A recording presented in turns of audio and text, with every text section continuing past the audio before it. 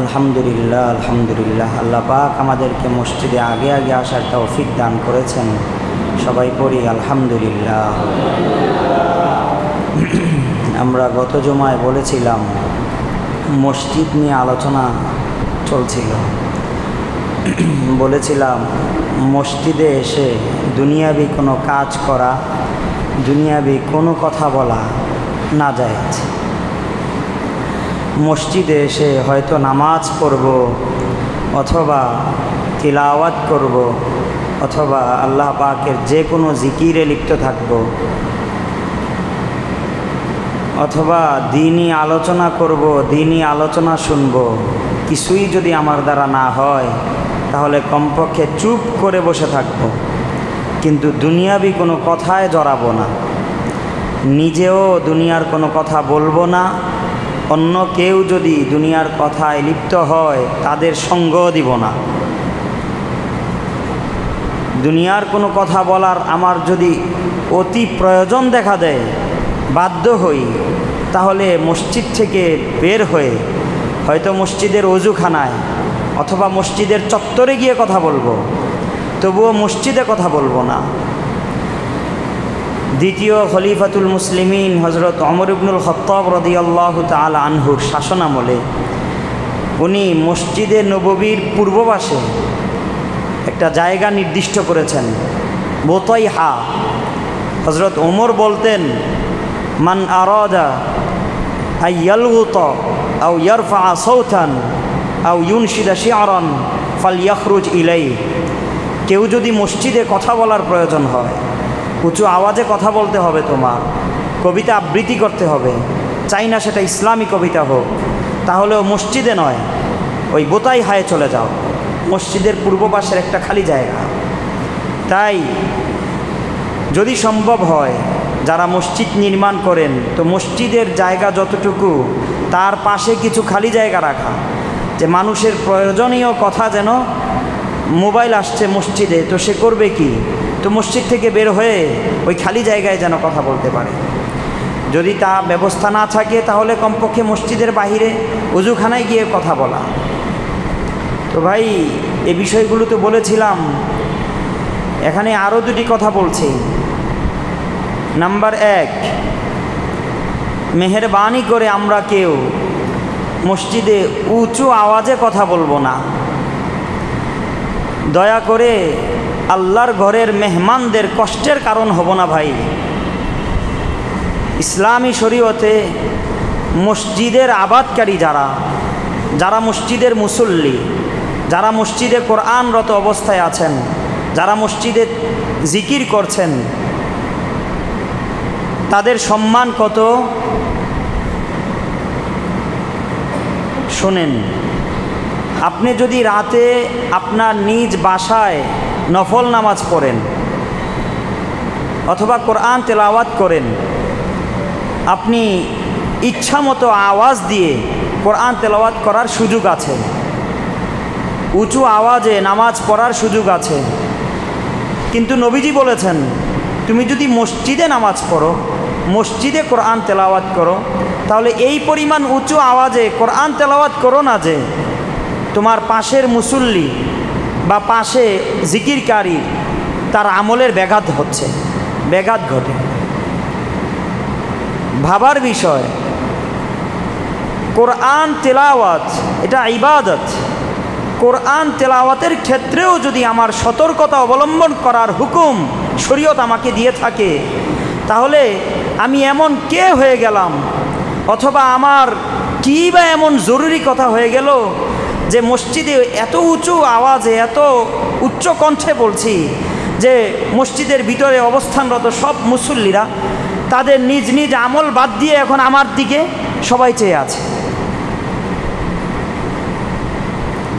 জঘন্যতম অপরাধ।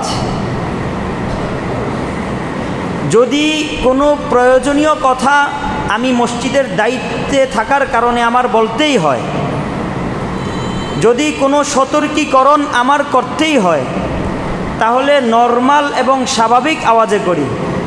অবশ্যই মসজিদে কেউ আমরা ক্ষিপ্ত না হয়ে যাই, স্মরণ রাখি এটা মসজিদ, এটা আল্লাহর ঘর। এখানের সবাই আল্লাহর মেহমান।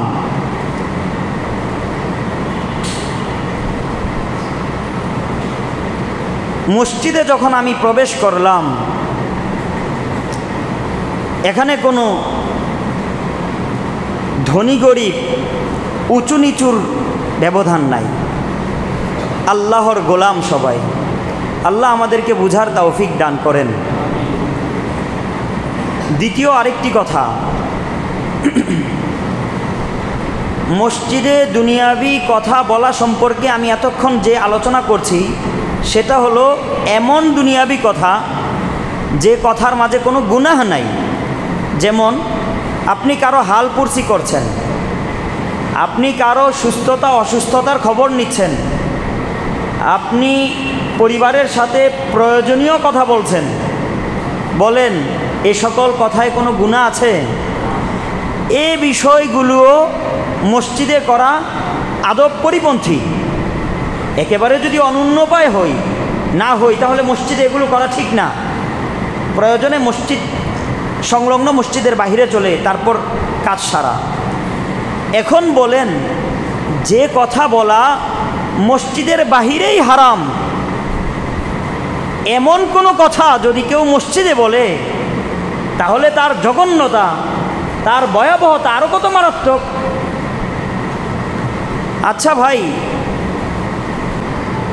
পরনিন্দা করা, অন্যের সমালোচনা করা, গীবত করা, মিথ্যাচার করা, এগুলো কি কোথাও জায়েজ আছে? কি হলো মানুষগুলোর?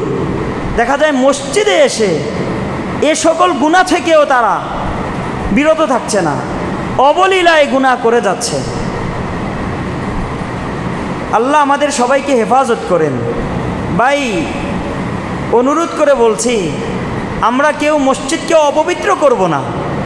দেখেন, প্রত্যেকটা গুনাহই হলো নাপাক, প্রত্যেকটা গুনার দুর্গন্ধ আছে। কোনো গুনাহগারের সাথে রহমতের কোনো ফেরেশতা থাকে না। হাদিসে আসছে, নবীজি সাল্লাল্লাহু আলাইহি ওয়াসাল্লাম বলেছেন, ইদা কাযাবাল আবদ তাবাদ আনহুল মালাকু মিলান মিন নাতনি মা জাআ মিনহু।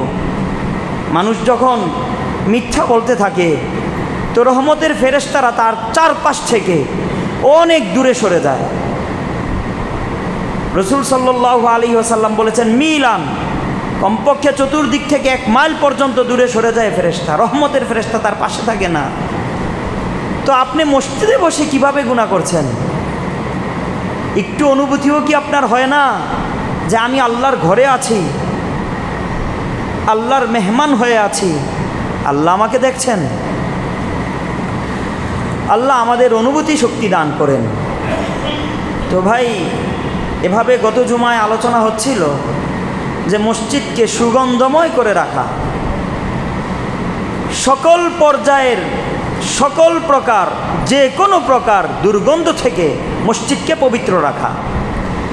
এ কারণে শুধু মসজিদ নয়, মসজিদের আশপাশও ময়লা আবর্জনা থেকে মুক্ত রাখা, এটা মসজিদের প্রত্যেকটা মুসল্লির জন্য অবশ্যক পালনীয় কর্তব্য, যেন বাতাসে দুর্গন্ধ মসজিদে চলে না আসে।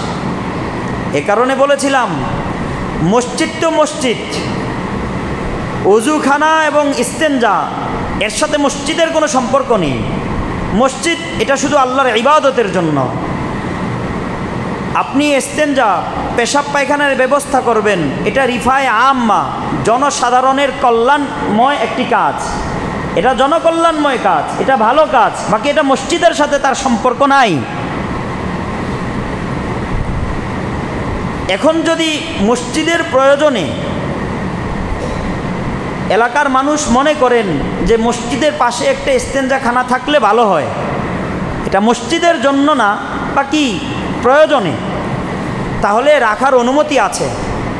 বাকি এখানে খুব সতর্ক থাকা,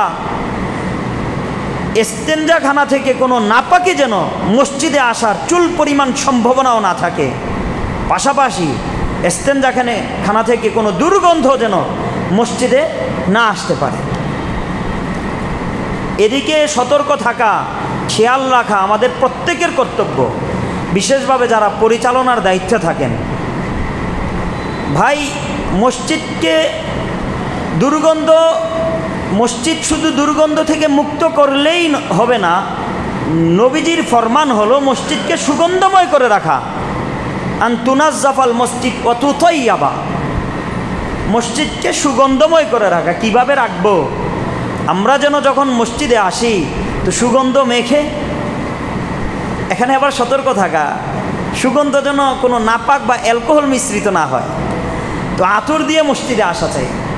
আমাদের অনেকে তো আছেন, দেখা যায় অফিসে যাচ্ছেন তো শরীর সুগন্ধ করে যায়, শ্বশুর বাড়িতে যাবেন তো শরীরে সুগন্ধ মাখে না। ভাই, আল্লাহর ঘরে যখন আসছেই তো শরীরকে সুগন্ধ করে আসে।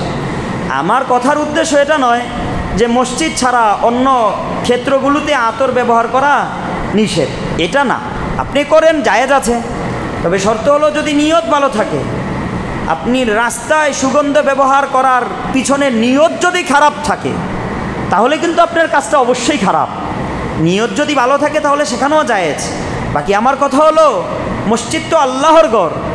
আপনার অফিসে যাওয়ার জন্য যদি আপনার শরীর সুগন্ধময় করা আপনার কাছে কর্তব্য মনে হয়, তাহলে আল্লাহর ঘরে আসছেন, কি বিবেকে একটু আপনার নাড়া দেয় না যে আমি আল্লাহর ঘরে যাচ্ছি তো একটু সেজে গুজে যাই? আহারে কপাল পরা মুসলমান! অনেককে তো এমন দেখা যায় যে জোহরের পর সে তার বন্ধুর কাছে যাবে, বেড়াতে যাবে, শ্বশুর বাড়িতে যাবে, নামাজে আসছে তো ময়লা কাপড় পরে, নামাজ থেকে বাসায় গিয়ে তো কাপড়টা পরিবর্তন করে সুন্দর কাপড় পরে তো সে এখন বেড়াতে যাচ্ছে। নাউজুবিল্লাহি মিন যালিক। ঈমানের কি করুণ দশা! আমি মসজিদে আসছি তো যে কাপড় পরে আমি আল্লাহর সামনে দাঁড়াতে পারছি, সে কাপড় পরে আমি আমার বন্ধুর সামনে দাঁড়াতে লজ্জাবোধ করছি। হায় রে হায়! আমার বন্ধুর থেকে আল্লাহর সম্মান, আল্লাহর ভালোবাসা আমার বুঝি কম হয়ে গেল? এমনটা আমরা যেন কখনো না করি। পরিষ্কার পরিচ্ছন্ন কাপড় পরে মসজিদে আসা চাই, শরীরকে সুগন্ধময় করে আসা চাই, মসজিদকেও যদি সম্ভব হয় সুগন্ধময় করে রাখা চাই। আমি কি কথাগুলো বোঝাতে পারলাম? আলহামদুলিল্লাহ। আপনারা আমার কথায় সাড়া দিবেন তো? আল্লাহ। এভাবে গত জুমায় আলোচনা হচ্ছিল মসজিদকে অপরিচ্ছন্ন, অপরিষ্কার করা যাবে না। তো মসজিদ অপরিচ্ছন্ন হয় কিভাবে? আগে তো আমার এটা জানতে হবে। এক নাম্বার, মসজিদ আমার নিজের ধারাই অপরিচ্ছন্ন হচ্ছে, হয়তো আমার না জানার কারণে অথবা আমার অসতর্কতার কারণে। নাম্বার 2, মসজিদ, তাহলে মসজিদ পরিষ্কার করব কিভাবে? আমি বিষয়গুলো জেনে নেই কি কি কারণে আমার দ্বারাও মসজিদ অপরিচ্ছন্ন হতে পারে। আমি এই সকল কাজ থেকে নিজেকে বিরত রাখব। নাম্বার 2, মসজিদ যদি কোনো কারণে ময়লা হয়ে থাকে, অপরিচ্ছন্ন হয়ে থাকে, সেখানে আমার করণীয় কি? খাদেম কোথায় তাকে ডেকে আনা, না আমার সামনে ময়লা আমি নিজেই সাফ করে দেওয়া? এভাবে মসজিদ পরিষ্কার থাকবে। আমার সামনে যদি ময়লা পড়ে তাহলে আমি নিজে এটা পরিষ্কার করে দিব। নবীজি সাল্লাল্লাহু আলাইহি ওয়াসাল্লাম ময়লা দেখেছেন, পারতেন অন্য কাউকে আদেশ করতে। আশেপাশে নবীজির যান উৎসর্গকারী সাহাবীরা ছিলেন, কিন্তু না, নবীজি নিজ হাতে পরিষ্কার করেছেন। তো আমার সামনে যদি মসজিদের কোনো ময়লা থাকে তো আমি নিজ হাতে পরিষ্কার করব। এটা তো আমরা বুঝলাম। বাকি এখানে বলার বিষয় হলো, আমার দ্বারাও মসজিদ অপরিচ্ছন্ন হতে পারে। হ্যাঁ ভাই, আমার দ্বারাও পারে। অনেক সূরত আছে, দেখি আল্লাহ কতটুকু বলার তৌফিক দান করেন। আপনারা দোয়া করতে থাকেন, আমাদের প্রয়োজনীয় সব কথাগুলো যেন আল্লাহ আমার মুখ থেকে বের করে দেন। আল্লাহুম্মা আমিন। 1 নাম্বার, আমরা যখন দীর্ঘ পথ, ভাই সবাই খুব মনোযোগ দিয়ে কথাগুলো শুনি, আমি বাস্তবমুখী কিছু কথা বলছি এখন। হ্যাঁ, আমরা যখন দীর্ঘ পথ হেঁটে মসজিদে প্রবেশ করছি তো আমি সরাসরি মসজিদে প্রবেশ করে ফেলছি। দীর্ঘ পথ হাঁটার কারণে আমার পায়ে দেখা যায় ধুলাবালু লেগে আছে। আমি যদি সরাসরি মসজিদে আসি তাহলে আমার পায়ের সাথে কি মসজিদে ধুলাবালুগুলো চলে আসে না? অনেক সময় তো দেখা যায় যে পায়ের তলায় দীর্ঘ পথ হাঁটার কারণে, এটা আপনাদের অভিজ্ঞতার ব্যাপার, অস্বীকার করার না, এটা বাস্তবতা। দীর্ঘ পথ হাঁটার কারণে পায়ের তলায় শুকনো ধুলাবালুগুলো জমাট বেঁধে যায়। তো তারপরেও আমি মসজিদে চলে আসছি, তো আমার সাথে তো ময়লা মসজিদে চলে আসলো। কেউ এখন আমাকে প্রশ্ন করতে পারেন, ভাই হুজুর আমরা তো সরাসরি মসজিদে আসি না, মসজিদের পাশে পাপোশ থাকে, পাপোশে আমাদের পা পরিষ্কার করে তারপর মসজিদে আসি। তাহলে আমার দুটি কথা শুনুন। এক, আপনি যেই পাপোশে পা মুছে মসজিদে আসছেন সে পাপোশটা হয়তো মসজিদেই রাখা। নাম্বার দুই, অথবা মসজিদের বাহিরে রাখা। যদি মসজিদের ভিতরে রাখা হয় তাহলে আপনি যে ময়লা পা নিয়ে মসজিদের ভিতরে এসে পাপোশে বা আপনার পরিষ্কার করছেন, এই পরিষ্কার করায় লাভ হলো কি? আপনি তো মসজিদের ভিতরেই ময়লা নিয়ে আসলেন। ভাই এখানে আমাদের বুঝার ভুল আছে অনেকের। আমরা মনে করি যেখানে নামাজ হচ্ছে সেটা শুধু মসজিদ। ভাই ওয়াকফকৃত জায়গার যতটুকু অংশ নামাজের জন্য নির্ধারণ করা হয়েছে তার সবটুকু মসজিদ। এখানের সামনে পিছনে তার কোনা, চতুর্পার্শ্বের কোনা যেখানে সাধারণত মুসল্লিরা নামাজে দাঁড়ায় না অথবা দাঁড়ানোর প্রয়োজন হয় না, সেটাও মসজিদ। মসজিদের সম্পূর্ণ জায়গা ময়লা করা জায়েজ নাই। মসজিদের প্রত্যেকটা অংশ, কোনো অংশের সাথে আপনার বেয়াদবি করা জায়েজ হবে না, ময়লা করা জায়েজ হবে না। আমরা ভাবি যে নামাজের অংশ তো পরিষ্কারই আছে, আমি না হয় ওই মসজিদের কোনায় পাপোশ রাখা, তো এটা মসজিদের মেন গেটের পাশে রাখা, তো এখানে কিছু হবে না, মসজিদের পাপোশের উপর তো আর কেউ নামাজে দাঁড়ায় না। এটা আমার বুঝের ভুল। ভাই সম্পূর্ণ মসজিদের একই হুকুম। আমি বিষয়টা বুঝাতে পারলাম? নাম্বার এই কারণে বলি, যারা মসজিদের দায়িত্বে আছেন, মসজিদের পাপোশ পা পরিষ্কার করার জন্য যেটা, এটা মসজিদের ভিতরে না, মসজিদের বাহিরে রাখেন। নাম্বার দুই, এখন যদি পাপোশ মসজিদের বাহিরেই থাকে তাহলে কি আমার ওই যে ময়লা পা পাপোশে মুছে মসজিদে ঢোকার সুযোগ আছে? না ভাই, এখনও সুযোগ নাই। আপনি এক্ষেত্রেও ভুল করলেন। কারণ এক নাম্বার, অভিজ্ঞতা, শুকনো যে ময়লা আপনার পায়ে লেগে আছে, পাপোশে ক্ষণিক সময় ঘষার কারণে দেখবেন সে ময়লা পুরোপুরিভাবে পরিষ্কার হয় না। এটা একটা বাস্তবতা। আপনি যতই পরিষ্কার করেন, পানি দেওয়া ছাড়া শুকনো ময়লা তাড়াতাড়ি পাপোশে ঘষলেও কি হয় না, সম্পূর্ণরূপে পরিষ্কার হয় না। নাম্বার দুই, যে পাপোশটা মসজিদের বাহিরে রাখা আছে সেটা কি কেবলমাত্র আপনার জন্যই রাখা আছে, না এখানে সব মুসল্লি এই পাপোশ দিয়ে ঢুকবে? এখন যদি আপনি এই পাপোশকে ময়লা করে ফেললেন, বাকি মুসল্লিরা করবে কি? তখন তো দেখা যাবে কোনো মুসল্লির পরিষ্কার পা এই আপনার কারণে, এই পাপোশে রাখার কারণে এখন কি হয়ে যাবে? ময়লা হয়ে যাবে। এই বিবেকটুকু কি আমার হচ্ছে না কেন ভাই?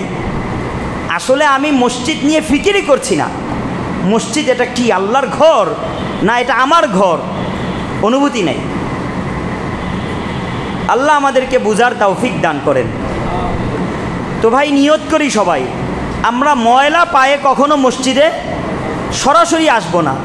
প্রথমে পায়ে যদি ময়লা থাকে অজুখানা থেকে পা পরিষ্কার করে ধৌত করে তারপর মসজিদে আসব। এবং ভিজা পায়ে ভিজা শরীরেও মসজিদে আসবো না। স্মরণ থাকবে তো? ভিজা পায়ে হাত মুখ থেকে অজু করেছি, তো আমার পানি টপকাচ্ছে, আমি এই শরীর নিয়ে ভিজা পা নিয়ে মসজিদে আসবো না। কেন আসবো না? গরমকালেও আসবো না, শীতকালেও আসবো না। এই দুই কাল ছাড়া তো আর কোনো কাল নেই। কারণ আমি যদি গরমকালে আসি, গরমকালে সাধারণত মসজিদগুলোতে কার্পেট বা চাদরের ব্যবস্থা থাকে না, সরাসরি ফ্লোর অথবা টাইলস থাকে, দেখবেন ভিজা শরীরে ভিজা পায়ে মসজিদে আসলে আপনার পায়ের ছাপ মসজিদে পড়ে যায়। এটা দেখতে কেমন দেখায়? কখনো তো এমন হয় যে পায়ের চতুর্পার্শ্বে ময়লার ছাপও লেগে থাকে। এছাড়া যদি আপনার হাত দাড়ি থেকে পানি টপকাতে থাকে, সমূহ সম্ভাবনা আছে এটা টাইলস হওয়ার কারণে ফুটা ফুটা পানি চোখে পড়বে না। তো কোনো বয়স্ক মুরব্বী আসলে হয়তো স্লিপ খেতে পারে। এর কারণ কে হলেন? আপনি হলেন। নাম্বার 2, যদি শীতকাল হয় তাহলে সাধারণত মসজিদে মাদুর কার্পেট বিছানো থাকে, চাদর থাকে। এ অবস্থায়ও আপনি ভিজা শরীর নিয়ে ভিজা পা নিয়ে মসজিদে আসবেন না। আপনি ভিজা শরীর নিয়ে মসজিদে এসে যে জায়গাটায় বসছেন, উঠার পরে দেখবেন জায়গাটার বেশ কিছু অংশ কার্পেট সহ বা উপরের চাদরটা ভিজে গেছে। এখন আপনি যে স্থানে ভিজা শরীর নিয়ে বসেছিলেন, জামাত দাঁড়ানোর সময় হয়তো আপনি সেখানেই থাকবেন, তাহলে তো আপনার জন্য তেমন কোনো সমস্যা হবে না, কারণ এটা আপনার ভিজা, আপনার কাছে খারাপ লাগবে না। কিন্তু সমূহ সম্ভাবনা আছে কাতার সোজা করার সময় আপনার হয়তো ডানে বা বামে বা সামনে যেতে হতে পারে। আপনি যেই জায়গাটা ভিজালেন এখানে অন্য কেউ এসে নামাজ পড়তে অবশ্যই তার বিব্রত বোধ হবে, খারাপ লাগবে। খারাপ লাগার কারণ তো আপনি হলেন। আর পাশাপাশি কার্পেট বা চাদরে যদি পানি পড়ে এখানে যদি সেজদা করা হয় তাহলে নাকে দুর্গন্ধ আসার সম্ভাবনা আছে। এ কারণে আমরা কেউ ভিজা শরীর নিয়ে ভিজা পা নিয়ে মসজিদে আসবো না। যে কোনো উপায়, পাপোশে হোক অথবা নিজের রুমালে হোক, আমরা কি করব? হাত মুখ মুছে পা পরিষ্কার করে মসজিদে আসার চেষ্টা করব। রাজি আছি তো সবাই? পাশাপাশি আমি অজু করব তো মেসওয়াক রাখি, বাকি মেসওয়াকটা যেন আমার অজু করার পর ভিজা মেসওয়াকটা যেন আমি আমার পাপোশে না রাখি, সেজদার স্থানে না রাখি। আমি যে রুমাল দিয়ে হাত মুখ মুছলাম এই ভিজা রুমালটা যেন শুকানোর জন্য আমার সেজদার স্থানে না দিয়ে দিই, তাহলে এর দ্বারাও পাপোশ দুর্গন্ধময় হয়। ছোট ছোট বিষয়গুলো আমরা একটু খেয়াল করি ভাই। আচ্ছা, এ তো গেল মসজিদে আসার সময়। নাম্বার 2, মসজিদে আসার ক্ষেত্রে জুতা। ভাই, আপনি যদি কোনো প্রধানমন্ত্রীর দাওয়াতি মেহমান হন, প্রধানমন্ত্রীর সাথে দেখা করতে আপনি তার খাস কামরায় যান, গণভবনে যান, বলেন তো আপনি কি তখন হাতে করে জুতা নিয়ে ঘরে প্রবেশ করবেন? জবাব দেন না কেন? প্রধানমন্ত্রীর সাথে আপনি হাতে করে জুতা নিয়ে প্রবেশ করবেন? তাহলে কি বিশ্বাস হয় না এটা আল্লাহর ঘর, মসজিদ আল্লাহর ঘর? মসজিদের প্রত্যেকটা মুসল্লি আল্লাহর ঘরের মেহমান। আপনি যখন নামাজ পড়ছেন, আপনি যেই হন, আপনার সামনেও তখন আল্লাহ পাক আছেন। ইন্নাল্লাহা কিবালা ওয়াজহি আহাদিকুম ইদা সাল্লা। এটা তো সাধারণ বিবেকেও বাধার কথা যে আমি আমার বন্ধুর বাসায় বন্ধুর সামনে জুতা নিয়ে যাই না, তো আমি আল্লাহর ঘরে কিভাবে জুতা নিয়ে আসি? এই কারণে মসজিদে জুতা রাখার ব্যবস্থা করাই ঠিক না, মসজিদের ভিতরে জুতার বক্স রাখাও ঠিক না। বাকি আপনাদের মনে প্রশ্ন হচ্ছে, আমি সব বলতেছি। বাকি বর্তমান সময়ে দেখা যায় যে মসজিদগুলোতে খুব বেশি চুরি হয়। এ কারণে চোর থেকে জুতা হেফাজত করার অন্য কোনো কার্যকরী মাধ্যম উপায় যদি না থাকে, তাহলে কেবল অনন্য উপায় হয়ে মসজিদে জুতার বাক্স রাখার অনুমতি আছে। ভাই বলেন, মসজিদে জুতার বক্স রাখা জায়েজ এই কারণে আমরা জুতার বক্স রাখি না প্রয়োজনে রাখি? বলেন সবাই। এটা মসজিদ, এটা জুতার ঘর না, এটা ইবাদতখানা। এ কারণে অনেক জায়গায় দেখবেন মসজিদগুলোতে জুতার রাখার ব্যবস্থা তারা করেন নাই। হ্যাঁ, চোর থেকে জুতা হেফাজত করার সম্ভাবনা, কার্যকরী ব্যবস্থা আমাদের আর নাই, তাই মসজিদে আপনি জুতার ব্যবস্থা করতেছেন, এটা জায়েজ আছে, অবশ্যই জায়েজ আছে। বাকি এটা প্রয়োজনের কারণে জায়েজ আছে। এখন শরীয়তের একটা মূল নীতি শুনেন, আয-যরুরাতু তাতাকাদ্দারু বিকদরি যরুরা। যে জিনিস না জায়েজ প্রয়োজনের কারণে জায়েজ হয়, সে জিনিস প্রয়োজনের উপর সীমাবদ্ধ হয়। অর্থাৎ আমার প্রয়োজন যতক্ষণ জায়েজ ততক্ষণ, আমার প্রয়োজন যেভাবে জায়েজ সেভাবে, আমার প্রয়োজন যতটুকু জায়েজ ততটুকু। আমি বুঝাতে পারলাম? আমাদের অনুভূতিতে যেন এটা থাকে যে আমি মসজিদে জুতার বক্সে জুতা রাখতেছি, এটা আসলে এটা খুব ভালো কাজ করতেছি, বিষয়টা এমন নয়, বরং প্রয়োজনের তাগিদে রাখতেছি। তাহলে অনুভূতির মাঝে পার্থক্য হবে না? একটা হলো আমরা এতদিন জানতামই না, ভাবতাম মসজিদে জুতা নিয়ে এসেছি, আর এখন এটা মনে করব না মসজিদে আসলে জুতা রাখার জায়গা না, কিন্তু ওই যে চোর থেকে হেফাজত করা সম্ভব হচ্ছে না, যে এ কারণে প্রয়োজনে রাখতেছি। তো এক্ষেত্রে খুব সতর্ক থাকা। মসজিদ, আমি জুতা খুলে যখন মসজিদে ঢুকলাম, জুতার তলাটা ভালোভাবে যাচাই করে নিব, জুতার তলায় কোনো নাপাকি নাই তো। আবার যদি নাপাকি থাকে, কোশ্চেন কালেও মসজিদে আনা জায়েজ হবে না। যে কোনো পদ্ধতিতে হোক আমার জুতা পরিষ্কার করে নাপাকি সাফ করে তারপর মসজিদে আনতে হবে। আর যদি নাপাকি না থাকে, তাহলে দেখা জুতার তলায় শুকনো ময়লা লেগে আছে, ময়লাটা মসজিদের বাহির থেকেই সাফ করা। সাফ করার সময় যেন চুল পরিমাণ ময়লা মসজিদে না আসে। সাফ করে দুই জুতা তলা একসাথে মিলিয়ে পাতালি করে এমনভাবে নিয়ে আসা যেন কণা পরিমাণ ময়লা আমার জুতা থেকে মসজিদে না পড়ে। আর যদি বৃষ্টির দিন হয়, জুতা ভিজা থাকে, তাহলে তো আরও সতর্ক থাকা, জুতা থেকে কোনো ময়লা মিশ্রিত ফুটা যেন মসজিদে না পড়ে, ময়লা যেন টপকে মসজিদে না পড়ে যায়। বিষয়গুলো বুঝাতে পারতেছি ভাই? আল্লাহ আমাদেরকে তৌফিক দান করেন। এক্ষেত্রে বিশেষ একটা কথা হলো, খবরদার ভাই, মসজিদে জুতা আনবো, প্রয়োজনে আনবো, জুতা এনে মসজিদের হয়তো বক্সে রাখবো অথবা জুতার ব্যাগে রাখবো, কেউ যেন মসজিদের কোনো অংশে খালি জুতা না রাখি। আগেই বলেছিলাম মসজিদের অংশ, পুরা অংশটাই মসজিদ, পুরা অংশটাই সম্মানিত। মসজিদের কোনো অংশের মাঝে বেয়াদবি করা জায়েজ নাই। আপনি তো ভাবছেন আমি আমার একটা জুতা মসজিদের এক কোনায় রেখে দিয়েছি, এখানে আর কে হাঁটবে, কার হাত পড়বে, কেউ দেখবেও না, চোখেও পড়বে না, দরজার পিছনে রেখেছি। আল্লাহ তো দেখেছেন কার ঘরের সাথে বেয়াদবি করছেন। তাই মেহেরবানি করে কেউ খালি জুতা মসজিদের কোথাও রাখবো না। বুঝে আসছে সবার কথাগুলো আমার?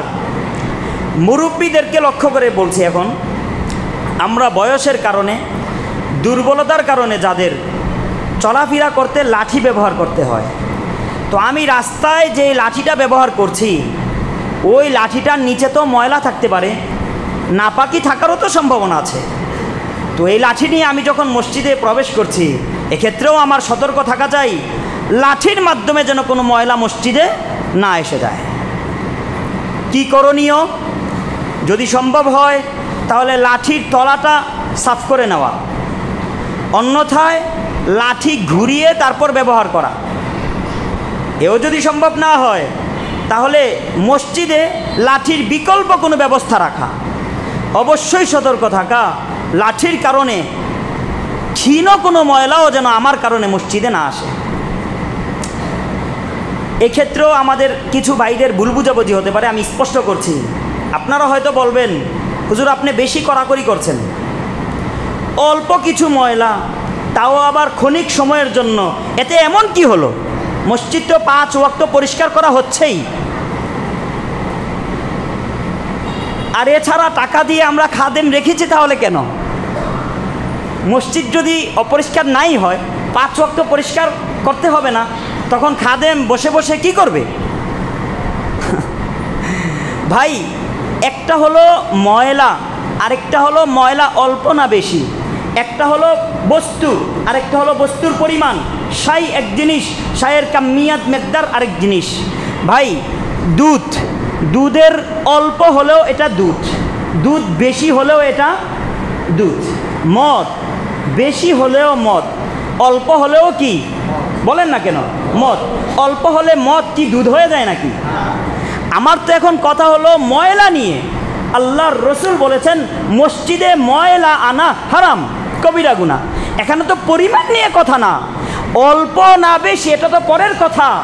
আপনি ময়লা কেন নিয়ে আসলেন, এটা হলো প্রথম কথা। বুঝে আসছে বিষয়? নাম্বার 2, আপনি বলতেছেন ভাই ক্ষণিক সময়ের জন্য আমি ময়লা করলাম, আমার পরে তো আবার জোহরের সময় ময়লা করেছি, খাদেম তো আসরের সময় মসজিদ পরিষ্কার করেই নিবে। ও ভাই, মসজিদের ময়লা পরবর্তীতে পরিষ্কার করা হচ্ছে না মসজিদে রেখে দেওয়া হচ্ছে, এটাও তো ভিন্ন কথা, এটা তো পরের কথা। আপনি যে শুরুতে মসজিদ ময়লা করছেন এটাই তো আপনার জন্য জায়েজ হচ্ছে না। ভাই, একটা হলো আমার বাসাবাড়ি, আরেকটা হলো মসজিদ। মসজিদকে কেউ নিজেদের বাসাবাড়ির সাথে তুলনা করবেন না। আপনার বাসাবাড়িতে দেখা যায় আপনার প্রয়োজনের সময় আপনার ঘরটা পরিষ্কার থাকলেই হলো, যখন আপনার প্রয়োজন নাই তখন ঘর অপরিচ্ছন্ন থাকলে আপনার তেমন কিছু যায় আসে না। আপনি অফিসে চলে যাচ্ছেন তো ঘরকে নোংরা করে যাচ্ছেন, অফিস থেকে যখন আসবেন ঘরে কাজের লোক আছে তো সে পরিষ্কার করে রাখলেই হলো। আপনি যতক্ষণ অফিসে ততক্ষণ আপনার ঘর কি পরিষ্কার না অপরিষ্কার এতে আপনার তেমন কিছু যায় আসে না।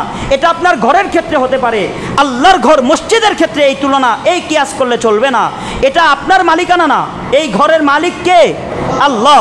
এটা আল্লাহর ঘর, এই ঘরের মালিক আপনি না। নাম্বার 2, এই ঘরের আমরা যত মুমিন মুসলমান আছি সবাই আমরা এই ঘরের খাদেম, এই ঘরের কাজের লোক। ভাই, সৌদি যাবেন দেখবেন সৌদির বাদশার লকব উপাধি হলো খাদিমুল হারামাইনিশ শরীফাইন। আমরা যত মুমিন মুসলমান আমরা আল্লাহর ঘরের মালিক না খাদেম? আমরা আল্লাহর ঘরের কর্মচারী, আমরা আল্লাহর ঘরের কাজের লোক। কাজের লোকের কাজ ঘর অপরিষ্কার করা না, কাজের লোকের কাজ হলো ঘরকে পরিষ্কার রাখা। এবং আমরা সবাই কাজের লোক, আমরা সবাই কাজের লোক। এখানে একজন করবে আমি চেয়ে চেয়ে দেখব, এই সুযোগ আমার নাই। নবীজি সাল্লাল্লাহু আলাইহি ওয়াসাল্লাম তো পারতেন সাহাবীদের দ্বারা মসজিদ পরিষ্কার করাতে, কিন্তু নবীজি সাহাবীদের দ্বারা করান নাই, নিজে করেছেন। সাহাবীদের দ্বারাও যদি মসজিদ পরিষ্কার করাতেন তাহলে মসজিদ যে পরিষ্কার পরিচ্ছন্ন রাখা আবশ্যক এটা প্রমাণ হয়ে যেত। তারপরেও নবীজি নিজে কেন করলেন? উম্মতকে শিক্ষা দেওয়ার জন্যে যে মসজিদ পরিষ্কার পরিচ্ছন্ন রাখা শরীয়তের যেমন কাম্য ঠিক একই পর্যায়ের কাম্য হলো সবাই যার যার অবস্থান থেকে সাধ্যমতো মসজিদের পরিষ্কার পরিচ্ছন্নতার কাজে অংশ নেওয়া, মসজিদ পরিষ্কার পরিচ্ছন্নতার কাজে এগিয়ে আসা। ও ভাই, মসজিদ কাদের জন্য? ইমানদারদের জন্য না? আমরা সবাই তো মুমিন, তাহলে মসজিদের প্রতিটা কাজ, মসজিদ নির্মাণ, মসজিদ আবাদ, মসজিদের সংরক্ষণ, মসজিদের পরিষ্কার পরিচ্ছন্নতা, মসজিদের নামাজের ব্যবস্থা করা, মসজিদ সংশ্লিষ্ট প্রত্যেকটা কাজ আমাদের প্রত্যেক মুমিন মুসলমানের অবশ্য কর্তব্য এবং দায়িত্ব। বাকি আমরা মসজিদ কাজের সুবিধার্থে তাকসিমে আমল দায়িত্ব বন্টন করি, এটা করণীয় এবং প্রশংসনীয়। যে কোনো বড় কাজ কেউ যদি সবাই মিলে আন্তরিকতার সাথে ভাগে ভাগে কাজ করে, দেখা যায় কাজটা সঠিক সময়ে শেষ হয়, সুন্দরভাবে শেষ হয়। আর যদি একা একা করতে চায়, মানুষ হিসাবে তো আমাদের মাঝে দুর্বলতা আছে, সীমাবদ্ধতা আছে, দেখা যায় কাজটা অনেক সময় শেষই হয় না, শেষ হলেও যথাসময়ে হয় না, সুন্দরভাবে হয় না। প্রবাদে আছে 10 মিলে করি কাজ, হারি জিতি নাহি লাজ। এ কারণে মসজিদ পরিচালনা করা এটাও তো একটা বড় কাজ এবং মহৎ কাজ। তাই কাজের সুবিধার্থে মসজিদ পরিচালনার দায়িত্বকে দেখা যায় বিভিন্ন শ্রেণী ও লোকের মাঝে ভাগ করা হয়। কারো দায়িত্বে ইমামতি করা, কারো দায়িত্বে আজান দেওয়া, কারো দায়িত্বে মসজিদ সাফাই করা, কারো দায়িত্বে মসজিদ পরিচালনা করা, কেউ হয় সভাপতি, কেউ হয় সেক্রেটারি, কেউ হয় ক্যাশিয়ার। এক একজনের এক এক দায়িত্ব। এই দায়িত্ব ভাগ করার উদ্দেশ্য কি? কাজটা যেন সুন্দর করে হয়, কাজটা যেন নিপুণ করে হয়, সুশৃঙ্খলভাবে হয়, নিয়মতান্ত্রিকভাবে হয়, কারো উপর যেন অতিরিক্ত চাপ না এসে যায়। ভাই, কোশ্চিনকালেও দায়িত্ব বন্টনের উদ্দেশ্য এটা নয় যে আমার সুযোগ আছে, আমার সামর্থ্য আছে, আমার সময় আছে, মসজিদের একটা কাজ আমার সামনে এখন আসছে, আমি শুধু এই ভেবে কাজটা থেকে নিজেকে গুটিয়ে রাখবো যে এই কাজের দায়িত্ব তো আর আমার না। না ভাই এটা করা ঠিক হবে না। শুধু এই যে খাদেম মসজিদ পরিচালনা সুশৃঙ্খলভাবে যেন চলে, একটা মেজাজ যেন ঠিক থাকে, পরিচালনা যেন সুন্দর কাঠামোতে হয়, এই কারণে আমি এর থেকে দূরে থাকবো। এই কারণে না, কারণ মসজিদ তো আমার, মসজিদের কাজগুলো আমার। আল্লাহ আমাদেরকে বুঝার তৌফিক দান করেন, আল্লাহ আমাদেরকে খুব বুঝার তৌফিক দান করেন। মসজিদ এটা তো আমার, মসজিদ থেকে মসজিদে প্রবেশ করার সময় আমার দ্বারা কিভাবে মসজিদ অপবিত্র হতে পারে এ বিষয়ে আলোচনা করলাম। মসজিদে অবস্থানরত অবস্থায়ও আমার দ্বারা মসজিদ অপরিচ্ছন্ন হওয়ার সমূহ সম্ভাবনা আছে। ইনশাল্লাহ এ নিয়ে আলোচনা আগামী জুমায় করব, এবং আগামী জুমায় মসজিদ নির্মাণের ফজিলত এবং মসজিদ নির্মাণে করণীয় ও বর্জনীয় বিষয়গুলো সম্পর্কে আলোচনা হবে। আল্লাহ আমাদেরকে তৌফিক দান করেন। ওয়া আখিরু দাওয়ানা।